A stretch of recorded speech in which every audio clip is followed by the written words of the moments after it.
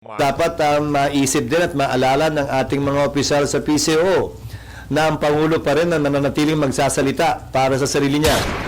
Nakakalungkot lang dahil nakatayo sila sa likod ng rostrum na may Malacanang. So, mapagbibintangan palagi na ito'y galing kay isipan at opinyon mismo ng Pangulo. Ayan o. Grabe naman yan. Awkward, tingnan nyo. Diba ang awkward doon, no? Tinitingnan mo na. Yung tipong walang pakialam sa'yo yung mga nakakasalubong mo kasi alam nila karakas mo, Trillanes. Kaya kung ako sa'yo, umatras ka na, Brad. Kumusta ko kayo lahat dyan, mga kababayan? Welcome back sa PH Update. Muli ho tayong nagbabalik sa panibagong reaction video. At dito sa video na to, naku, inisa-isa ho nitong si Senate President Jesus Escudero ang mga dahilan kung bakit hindi pa rin nauumpisahan ang impeachment. Para doon sa mga congressman, wag ho kayo masyadong apurado.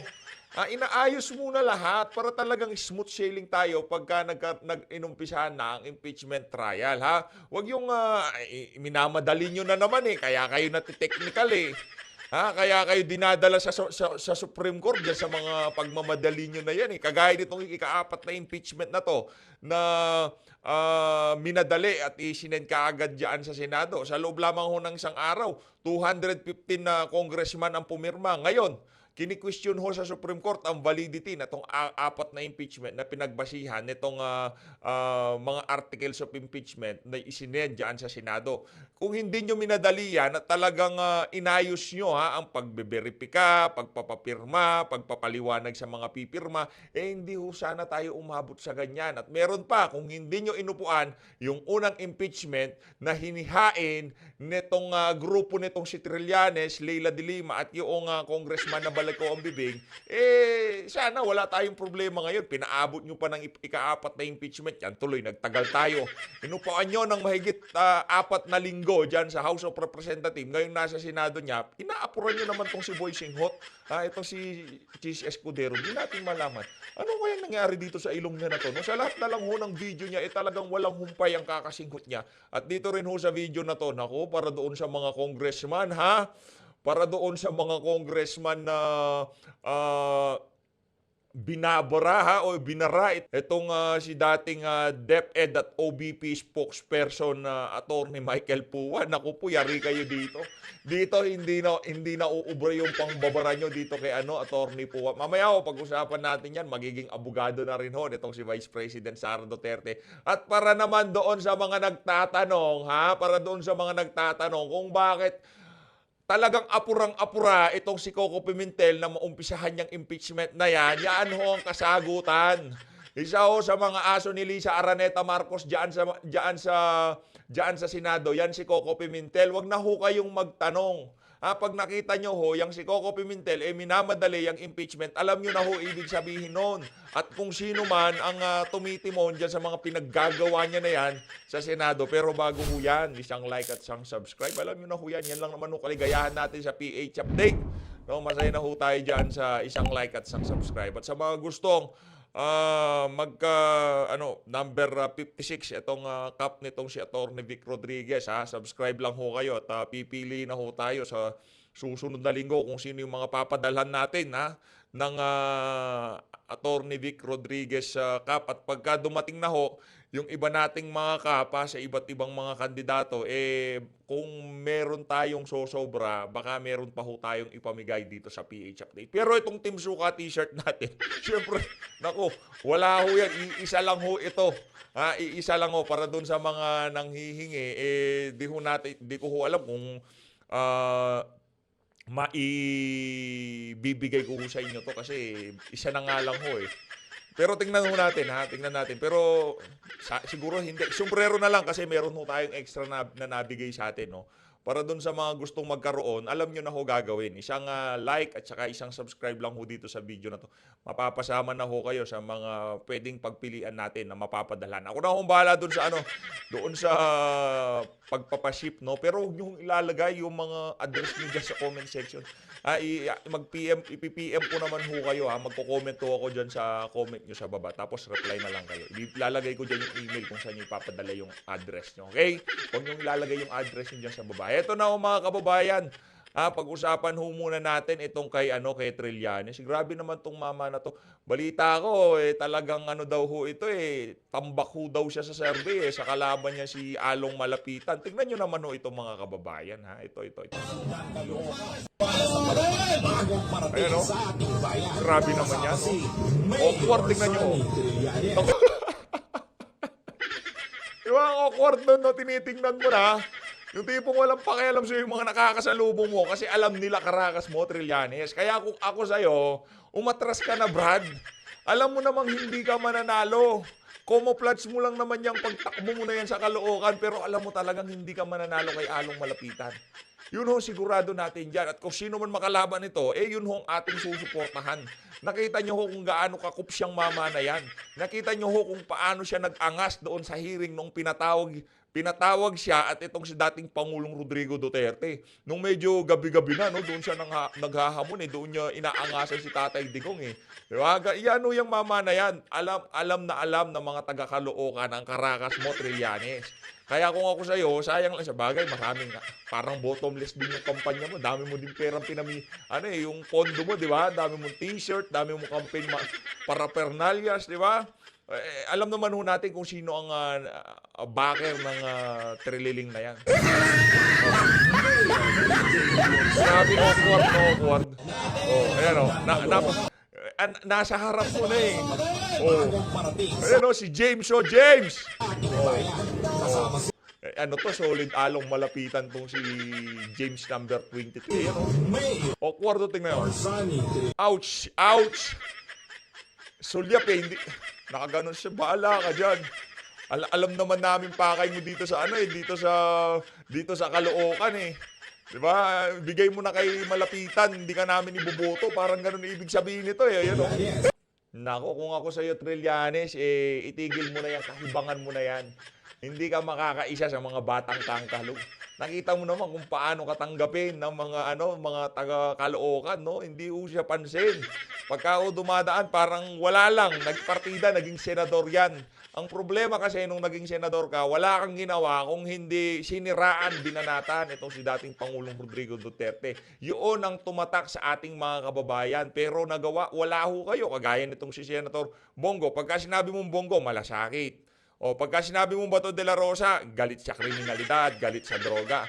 Meron ho silang kumbaga meron ho silang trademark pagka narinig mo apelyido, narinig mo pangalan ng politiko na yan o yung senador na yan, alam mo kung anong ginawa niyan. O yung iba diyan wala, pagka kunyari narinig mo yan Lito Lapid, senador ba yan? Yan ang tatanong ng ating mga kababayan. Kaya naman kung ako sa'yo, para hindi na masayang yung mga pera ni Tamba at para hindi na rin masayang yung mga pera mo, umatras na ho kayo. Itigil nyo na ho yung kahibangan nyo na yan. Alam nyo naman natalo kayo. Alam ho ni Trillanes at alam ho na sambayan ng Pilipino na talagang hindi mananalo to kahit pagka-barangay captain, mayor, konsihal, lalo naman congressman, lalo naman gobernador, hindi ho mananalo yan. Habang tumataas ang pwesto sa pamahalaan ng tinatakbuhan ni Trillanes, mas bumababa ho ang tsansa na manalo siya. Kaya hindi ho ba kayo nagtataka, bakit di siya tumakbo ng pagka-gobernador? Bakit di ho siya tumakbo ng pagka-congressman o pagka-party list? Kasi wala na ho siyang kredibilidad. Wala na hong naniniwala dyan sa mama na yan. Wala hong tao na sasama sa rally niya, yung magrarally sa likod niya at sasamahan siya hanggang dulo. Di kagaya ni Senator Bato de la Rosa.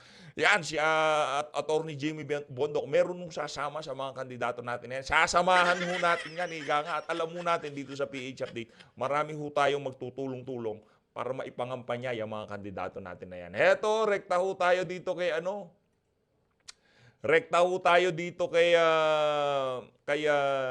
Chis Escudero. Update ho ito kaugnay sa impeachment laban dito kay Vice President Sara Duterte. Pasadahan na ho natin na mabilisan itong ating nakita bago ho natin umpisahan itong video na to. Dating DepEd at OBP spokesperson, Attorney Michael Poa, magiging abogado na rin ni VP Sara Duterte sa kanyang impeachment case kasunod ng kanyang entry of appearance sa Korte Suprema ngayong araw. Naku, yari yung mga yari yung mga walang yang congressman na binarabara itong si itong si Atty. Michael Powa. Pagka sa impeachment trial, doon tayo magharap, ika nga. Doon medyo pantay na yung playing field, ika nga. Diba? Kasi sa House of Representatives, pagka sinabi, manahimik ka.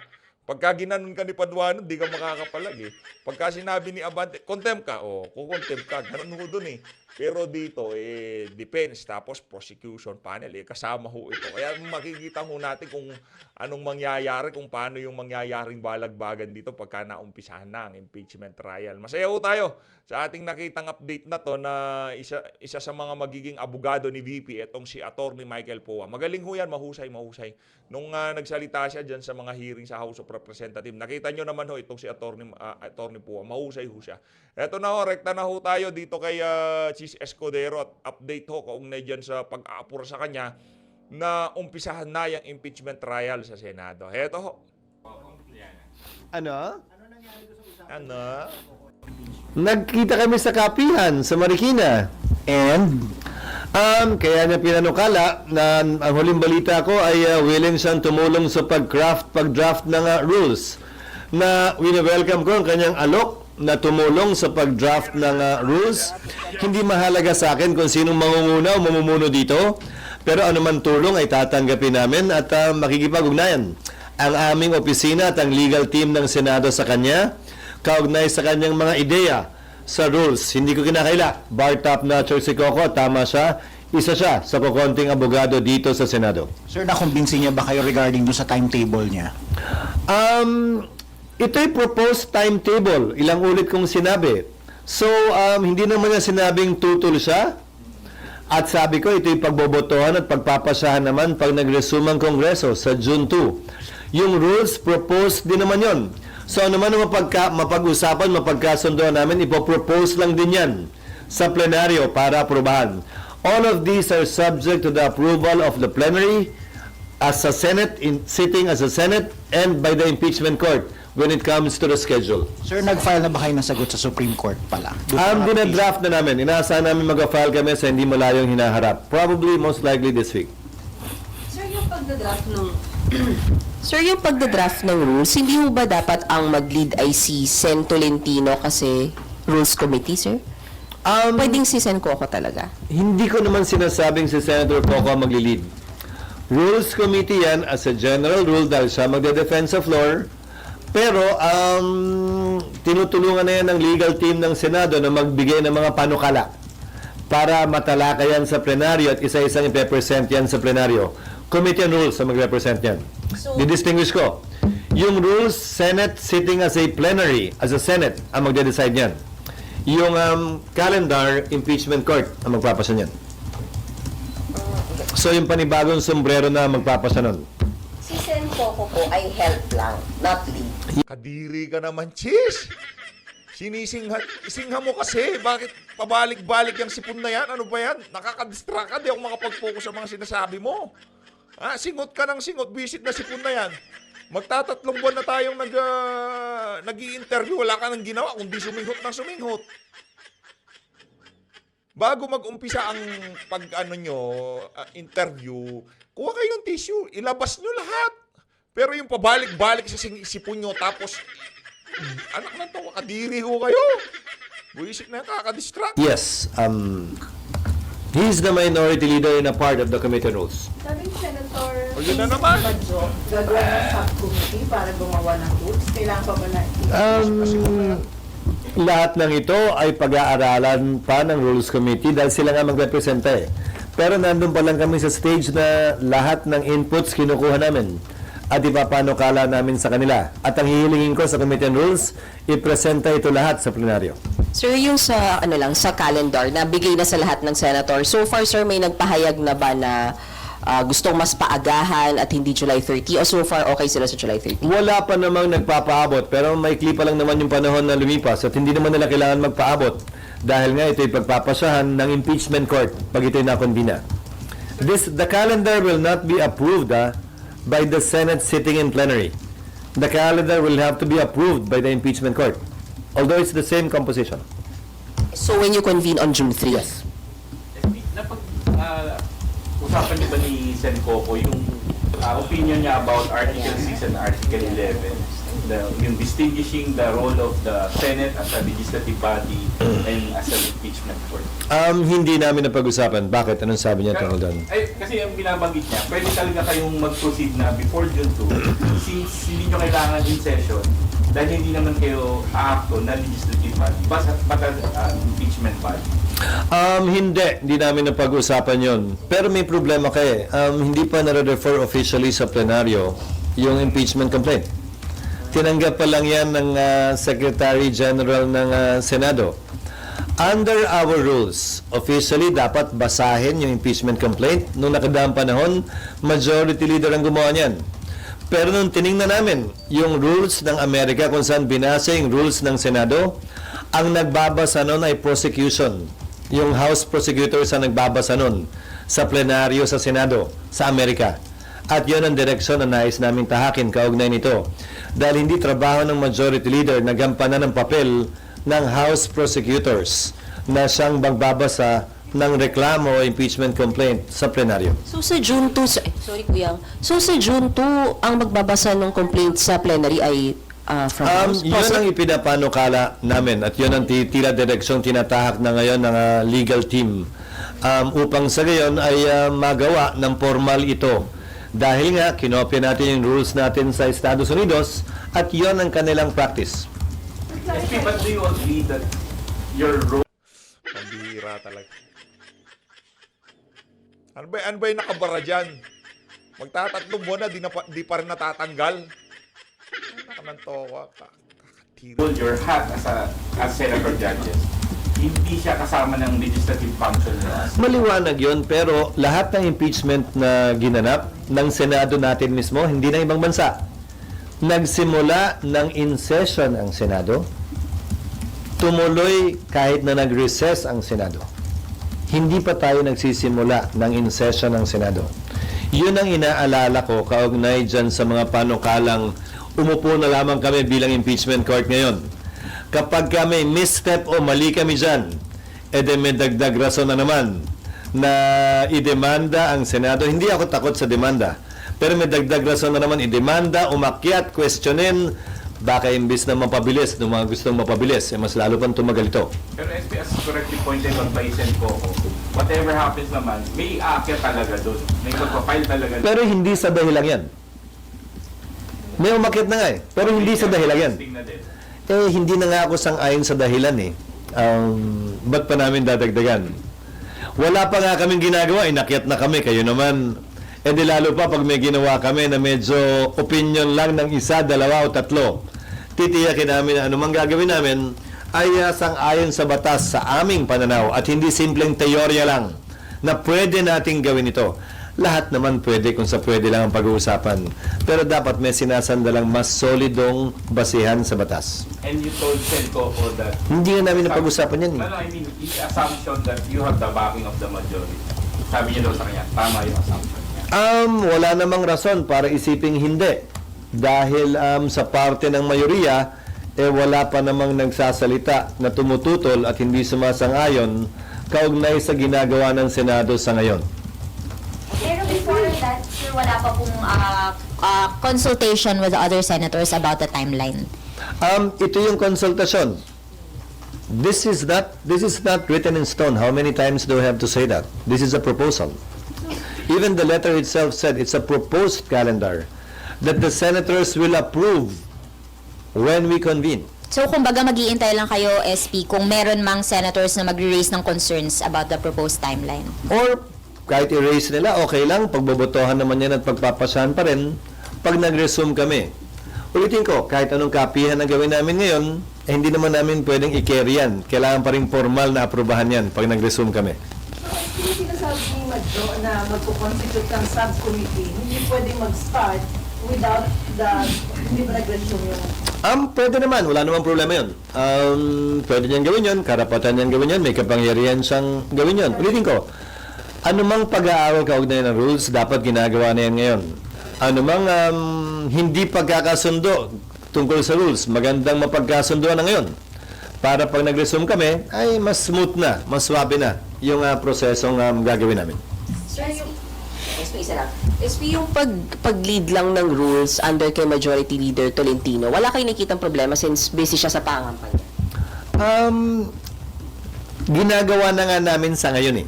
Ginagawa na ng legal team ng Senado sa ngayon. Ano mang gagawin ng Rules Committee, kausap ang sino mang resource person, it will just supplement whatever is being done already now. At sa dulo, pagsasama-samahin yun, tapos pagdating ng session, i-consolidate at ang magpe-present niyan ay Committee on Rules. So, hindi nakakabagal na nangangampanya yung head ng rules? I don't think so because things are moving as we speak. Sir, si Sen Coco po. Nung nakausap niyo po, Silang dalawa kaya yung pag-usapan nyo. Si minority at majority na lang. Ibig sabihin dinadamay niyo pa ako dyan. Talagang mga to. Oh. Kasi wala ba silang balak mag-usap na nga lang po silang dalawa na lang. Sir, nung kausap niyo po si Sen Coco, did he already give you proposals sa mga gusto niyong amendments sa rules? No, ang pinag-usapan namin, ako yung nagpunta nung nakita kami nakita sa Marikina. Nangangampanya siya eh. So yun ang pinag-usapan namin, hindi namin napag-usapan. Wala about this? Wala about this? Ano? Nothing about it. Mga sa gilid-gilid lang. Ano yung gilid yun? Ano? Ano po yung gilid sa gilid? Wala, mga, ano ba sinabi? Mamaya na lang, kwento ko mamaya. Hindi naman pang quote eh.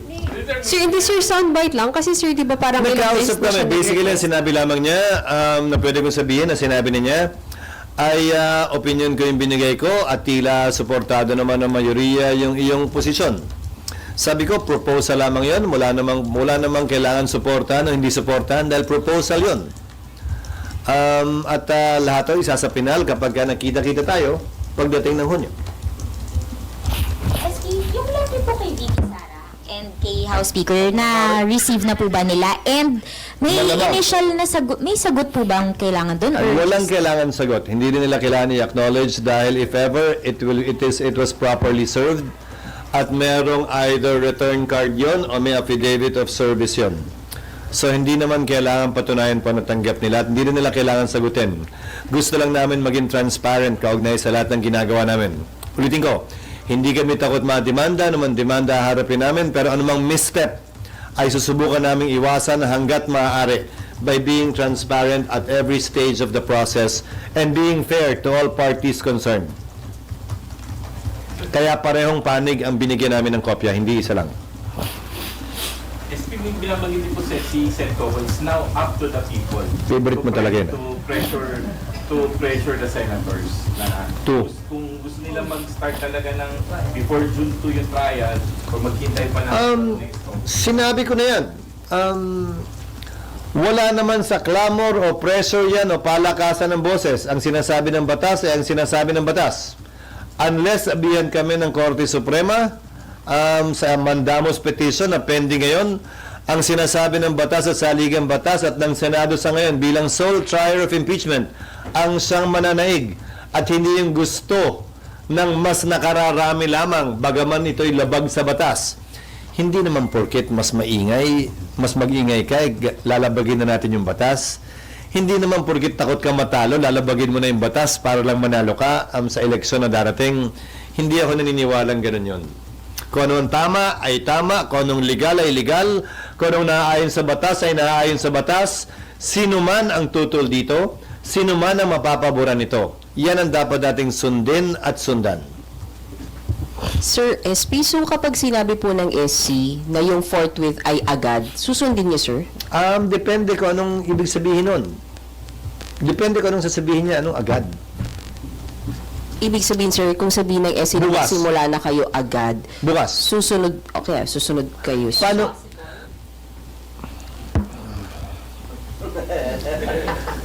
Paano nila sasabihin? Ang sabi, trial shall forthwith proceed. Trial is the reception of evidence, admission of evidence by the impeachment court. Bukas, hindi namin kayang gawin yon. Dahil wala pang sagot ang nasasakdal. Wala pang reply ang prosecution. Wala pang preliminary conference. So anong i-order nila sa amin specifically? Ayokong pangunahan ng korte. Kaya yung sinasabi din ng ilang prosecutors, kung pwede lang daw, bukas na mismo. Mukhang hindi nila alam ang rules. Naku Hindi namin po.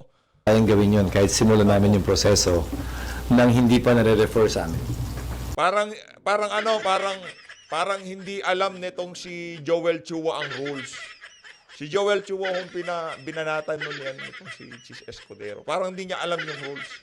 Di pa nga nakakasagot ang defense eh. Di pa nakakasagot tong si VP Sara. Gusto niyo umpisahan na? Pasagutin niyo muna yung ale. So, babasahin namin kung ano man yun at pag-aaralan namin kung paano ito mapapatupad at kung kaya itong patupad. Ulitin ko, ng pang-apat na beses na, nagdesisyon ng Korte Suprema noon, nag-TRO sa Kamara, huwag niyong ituloy yung impeachment ni Chief Justice Davide. Nagbotohan ng Kamara, tinuloy pa rin nila. Nagdesisyon ng Korte, huwag niyong buksan yung foreign currency deposit account ni Chief Justice Corona. Nagdesisyon ng Senado, galangin natin, sundin natin. So, Senado pa rin bilang impeachment court ang magdedesisyon yan o Senado bilang plenaryo ang magpapasya ng bagay na yan. Kung ako tatanungin, as a general rule, marapat at dapat galangin palagi ng Senado anumang desisyon ng Korte Suprema. Pero sa dulo, pagpapasya niya ng Senado. SB, sorry, balik lang po ako on mining. Yes. Ilang years? Thank you. 3 months pa yung hinihintay natin. Lahat na-adjit na. Anong advice mo na lang? Lahat na-adjit na. Hindi nga pabor yung iba dyan. Na-adjit. Baka kayo na-adjit kasi talagang kikita kayo dyan sa impeachment. Lahat mo naman, ako hindi. Ikaw. Ako rin, di naman ako na-adjit dyan eh. Yung mga ano lang, yung mga bayaran na media, yung mga binabayaran ng Malacanang, di ba? Bakit walang nagiging resulta yung propaganda natin? Bakit parang hindi na naa-apure itong si Boy Kilay, di ba? Na-adjit lahat talaga. Baka naman ikaw lang. Baka ikaw lang. Ikaw lang na-adjit? Kaya nga, ang daming kwento. Kaya nga naglalabas ng ibang kwento para maaliw kayo ng konti. Kayo naman, balik kayo ng balik. So, ano ulit yung tanong? So, with of course, parang lalong magdadami yung clamor na magdarap or magtuloy. Ano yung advice mo na lang? It's a hypothetical question. Nadadami yan. At saka ulitin ko, hindi kayang baguhin ng ingay mula sa anumang sektor o grupo yung nakasulat sa batas. Hindi namin babaguhin yon, depende sa palakasan ng sigaw. Hindi naman ako si Andrew E. na sinong mas malakas. Pinakamalakas, pinakamingay. Wala naman, hindi naman ako yun. So, hindi ko trabaho yun. Sinong ano? Yun? Ayun. Hindi ko naman trabahong hanapin yun. So, aralin na lang, as before yung advice dun sa mga involved sa trial, aralin yung rules, maghanap ng evidence. Maghanda, mag-aral, at magprepara.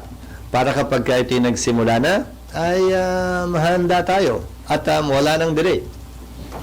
Maliban na lang kung may ibang pagutos nga ang Korte Suprema. Nasasagutin pa lamang namin sa mga susunod na araw. Yung special session of the table. Off the table sa parte nino. Na kayo po sa Senate. Kasi kayo po, Ulitin ko President under the Constitution, we can request for a special session for urgent legislation. May nalalaman ka bang urgent legislation? Na ayaw nyo nga pag-usapan eh. So, Yung media ho natin dito sa Pilipinas, hindi naman ho sila nandyan para mabantayan, yung tipong mapag-usapan, yung mga bagay na talagang yun ang kailangan na sambayanan. Hindi ho. Ang mga media na yan, nandyan ho sila para maging kasangkapan ng Estado, para maitulak yung kanilang mga agenda. Nandyan ho yung mga bayaran ho yan, sa totoo lang. Kung sinasabi nilang bayaran ng mga vlogger, ito sigurado ko dito mga kababayan, ang mga media na yan, yung mga reporter na yan, sila ho talaga ang mga bayaran. Yung 100% mga bayaran ho yung mga walang yan. Anong gusto ninyo? Magsisinungaling ako? Magpapanggap ako? Mag-aarte-arte ako na kunwari may urgent legislation at magre-request ako ng special session? Samantalang alam nyo naman, ang dahilan lang ay yung clamor daw o yung ingay daw.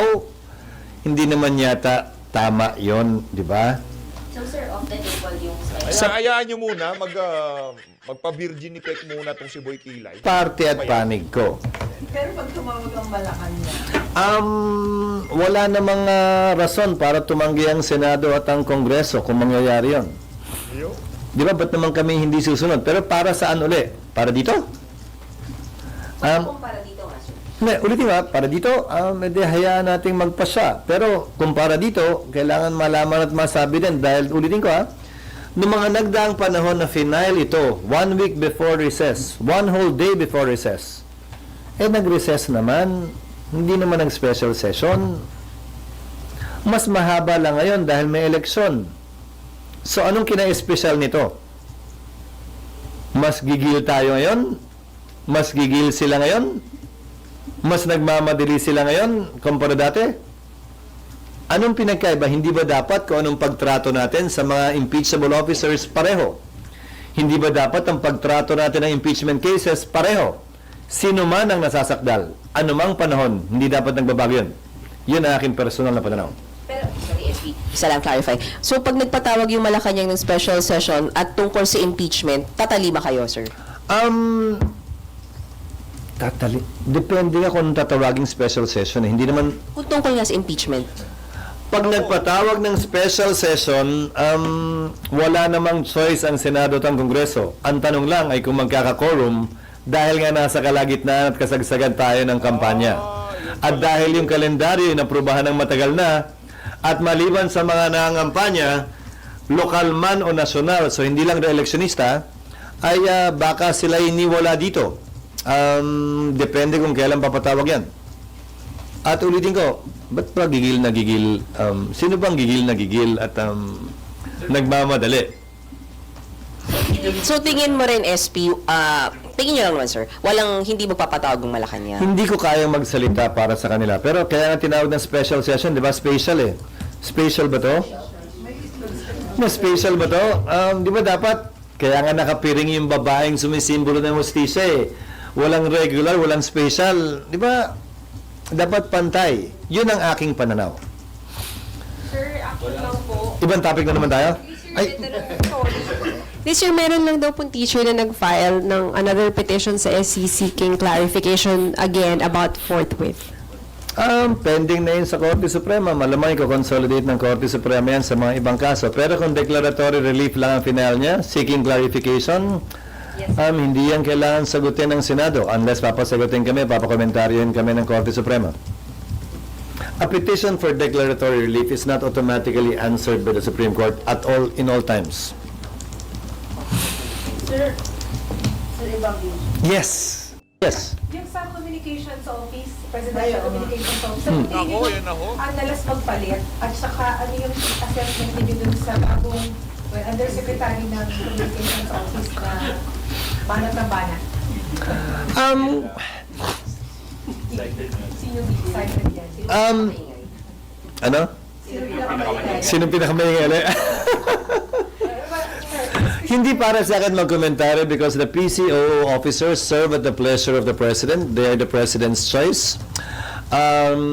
Kakaiba man, hindi man tayo sanay, hintayin natin sa mga susunod na araw kung ito'y mananatiling ganon o magbabago. But then again, everyone at that office serves at the pleasure of the President. But I don't think she is the spokesperson of the President. If I remember correctly, the President said he will not have a spokesperson. And that is maintained. Kaya ang title pa rin niya ay Press Officer. Dahil nga sa pagkakaalam ko ay nananatiling walang tagapagsalita ang Pangulo. At yan siguro Walang tagapagsalita pero hindi nagsasalita. Naku, ito talaga si Claire Castro. Siya paksain ngayong araw na to eh. Siya talaga trending sa totoo lang. Itong si Claire Castro. Pero mamaya na ho natin sagutin yung mga kabalbalan na naman ang pinagsasabi niya dyan sa naging press con ng RTBM kaninang umaga. dapat maisip din at maalala ng ating mga opisyal sa PCO na ang Pangulo pa rin ang nananatiling magsasalita para sa sarili niya. Nakakalungkot lang dahil nakatayo sila sa likod ng rostrum na may Malacanang. So, mapagbibintangan palagi na ito'y galing kaisipan at opinyon mismo ng Pangulo. Bagaman hanggang sa ngayon, ang alam ko at pagkakaunawa ko, wala pa ring spokesperson ng Pangulo at ayaw niya magkaroon ng spokesperson. Mas gusto niyang siya mismo ang kumakausap sa ating mga kababayan. Na tama din naman. So having said that, SP, dapat mag-ingat-ingat. Walang tagapagsalita. Alam nyo, yung okay naman, wala nang problema doon sa mas gusto niya na siya nakikipag-usap sa ating mga kababayan. Wala ko tayong problema doon. Wala rin naman ng problema na kung merong isang individual dyan sa Malacanang na mayat-maya nakakausap mo at yun ang mga nagdi-deliver sa mga pinag-usapan nyo. Walang problema doon. Kaya nga, presidential spokesperson. Eh, habang nagpupulburon sila, kumakain sila ng pinipig, yung ube, di ba? Nagpupulburon sila. Nandito si spokesperson, ito sasabihin mo mamaya, medyo busy kami, ubusin lang namin itong dalaw ni Coca, itong si First Lady. Pagka medyo na-black eye na mukha, nadapa na, doon. Labas ka na, magsalita ka na sa media. Di ba? Pwede ho yun, walang masama doon. Ngayon, wala tayong alam kung anong mga pinaggagawa ng presidente kasi nga di nagsasalita. Ayaw kumuha ng tagapagsalita pero hindi rin naman nagsasalita. Anak ng toka. Hindi sa empleyado sa ilalim ko para paalalahanan ko. Again, she serves at the pleasure of the president. Sir, parang may sinasabi, parang may dealings, may kontrata si PCO, secretary sa gobyerno. Baka dapat naman na-divest niya na yun. Well, any conflict of interest ng isang taong galing sa pribadong sektor, pagpasok sa pamahalaan ay dapat bitiwan niya at mag-divest siya para hindi manatili yung conflict of interest na yun. I think the PCO, I think before he was appointed, he should have been vetted already. And I think this should have been done before his appointment. So possible matanong yan sa Commission on Appointments? Dadaan ba siya sa Commission on Appointments? Okay. Si Jay lang. Siya ba? It's possible it will be taken up in the Commission on Appointments for as long as documents are submitted and there is a complainant or there is a member of the CA that will bring it up. Kaya pa yun sa 2 linggo sa June? Definitely, isa-schedule yun. Isa-schedule ang PCOO, isa-schedule ang DENR, isa-schedule. Ayun na nga mga kababayan, dito na ho natatapos ang ating reaction video. Maraming salamat ho sa pagsuporta sa PH Update. Abangan nyo ho yung video natin pagkatapos nito. Naku, pag-usapan ho natin yung mga banat nitong si Ortega. Ito talagang mama na to, di na tumigil, no? Talagang wala ho siyang, yung tipong yung nagiging press con dyan sa House of Representatives, parang yung ginagawa na lang kung katuwaan Yung tipong wala nang ginawa kundi magpatawa. Wala naman hong nakakatawa sa mga sinasabi niya. Anak ng tokwa. Mamaya pakinggan ho natin, talagang kulang na lang, magmura na siya Yung tipong pigil na pigil ho yung ang saloobin niya sa mga bumabanat dyan sa House of Representatives, lalo na sa mga vlogger, no? Pigil na pigil ho ang banat niya. Sabi, magmura ka na kasi kung gusto mo magmura. Huwag ka nang yung simple ka pa yung tipong inuunti-unti mo pa pero yun naman ang yun rin double, mahilig ho sa double meaning. Mahilig ho sa ganun yang si Ortega. Kaya mamaya ho mga kababayan, tayo na naman ho ang babalagbag dyan sa mama na yan. As always, mag-ingat po kayong lahat. Mahalin natin ang Pilipinas.